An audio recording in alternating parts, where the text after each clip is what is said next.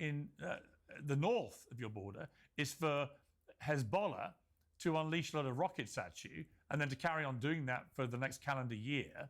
At what point did you not think that Israel's going to respond? And whether you agree with what they've done or not, the military success, and I'll phrase that exactly as I've just phrased it, the military success of what they have achieved against Hezbollah in the last 10 days by the pager attacks on 3,000 members of Hezbollah, by taking out now the leader of Hezbollah and many other commanders, by taking out the Hamas leader in Lebanon. You cannot dispute the military success. And what I'm curious about with Iran is where is the response? You know, Iran helped create Hezbollah, helped train Hezbollah at the start. Iran has funded Hamas, funded the Houthis. Israel has now, if you look at this purely objectively from the outside, from a military point of view, is having a lot of success against Iran-backed groups. Where is Iran?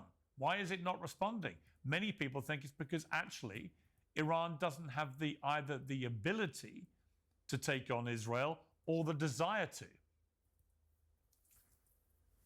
First of all, I think that you have to keep in mind that from my perspective, the Israeli regime cannot respond legitimately because the regime is illegitimate. Hezbollah wants apartheid and ethno-supremacism to be dismantled. In other words, something that in the West is very impossible to imagine. All human beings in Palestine. Well, it wants Israel destroyed. It wants the destruction of Israel. That is literally they want the destruction of this racist political entity that carries out genocide and ethnic cleansing, and it has been doing so for 76 years. The very same people who carried out the Nakba, they raped and murdered and expelled people. Most of the people who are in Gaza are refugees. This is not a legitimate regime. Okay, but going back to my question, Professor, why is Iran not doing anything? The world is watching, and the world is curious. Yeah, first of all, Iran will respond, have no doubt about that, and the Israeli regime will be punished. Second of all, Iran will continue to support the axis of resistance. And Israel has not had any military success. The pagers was a terrorist attack. And it was actually an attack on the West, too, because these electronic devices from now on, those things that have been produced in the West or countries that are allied to the West, their supplies chains have been compromised. And the West is doing nothing about it. And I think lots of people are going to have second thoughts about buying any electronic devices from any of these Western countries or countries affiliated to the West. So the Israeli regime is doing no services to the West by carrying out these terror attacks. It's interesting that you phrase it. It's interesting you phrase it as a terror attack, given that given that Hezbollah is identified by America and many other countries as a terrorist group, and given that it was very specific in its targeting, extraordinarily precise. It is obviously horrific that civilians were killed in the process, but the vast majority of people who were damaged or wounded or killed by the pager attacks were members of Hezbollah, who are, according to America and Israel, a terror group. So that's how they would categorize it. That's not an act of terror. That would be, under the laws of combat, they would say they are taking on combatants, and that's perfectly lawful and legitimate. That is their argument.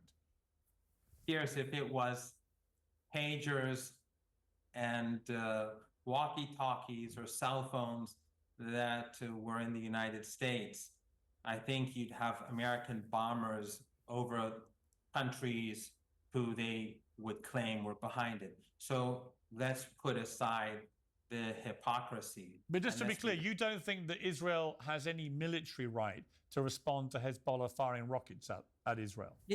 Israel does not have an ethno-supremacist regime. Apartheid South Africa had never had the right to exist, and Israel never had the right to exist. The only existence... So it has no right to defend itself against rocket attacks? But it has no right to exist when it came into being by displacing people and massacring. I understand your position on its existence. I'm just telling you, given it does exist, does it have no right to defend itself? Piers, this is what you fail to comprehend.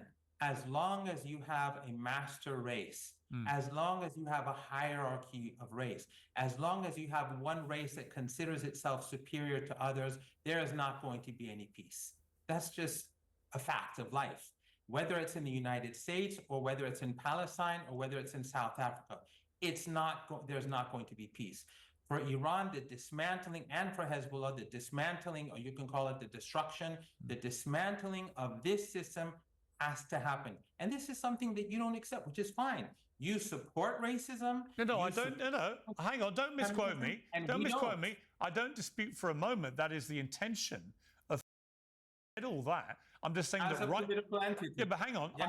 I'm just saying that right now it looks like Hamas is losing, Hezbollah is losing, the Houthis are on the run, and their big backer Iran seems to have disappeared. And I'm looking at this thinking, this is odd. Where is their big backer? Where is Iran, who's been sponsoring and funding all this terror? Where are they when the real action starts? And many people think, like I said, it's because Iran either lacks the capability or the will to try and respond to what's happened. That's what you want people to think. No, it's what people are saying. Well, that's because what there's been no response. Saying, and that is a narrative that you wish to pursue, which is fine. But then you're going to be struck with reality ultimately. Ansarullah is not retreating. The Israeli regime and the Americans have failed in the Red Sea. The Ansarullah survived 7 years of genocidal war backed by the US and your government against their people. They defeated the people who carried out the genocidal war. Do you think a couple of airstrikes from the Israeli regime is going to change anything? They will continue to enforce, as they say, Ansarullah in Yemen, enforce the Genocide Convention.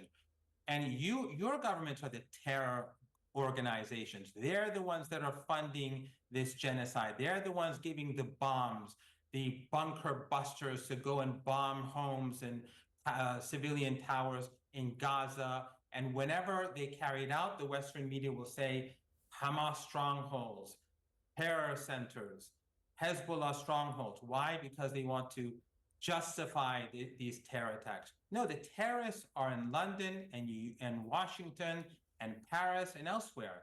But since you think that somehow you're more civilized and that your countries are better than ours, whatever you do has justification. No, the terrorists are the ones who are supporting the Israeli regime and who have been carrying out terror for a year. Hamas, Islamic Jihad, they are the native population that have been brutalized for 76 years, and Hezbollah has been trying to help them. They voluntarily entered this battle last year, Hezbollah, to draw the Israeli army away from Gaza so they would be able to kill less people. They are heroes, contrary to what you say, and your government has been helping the Israeli regime to slaughter. They've been giving them intelligence, political support, financial support, ammunition, and of course the weapons they have to, and most importantly, the intelligence. All of the Five Eyes and Western intelligence and the AWACS that fly and the drones that fly alongside the Mediterranean, both for Gaza and Lebanon, they're helping the Israeli regime carry out its genocide.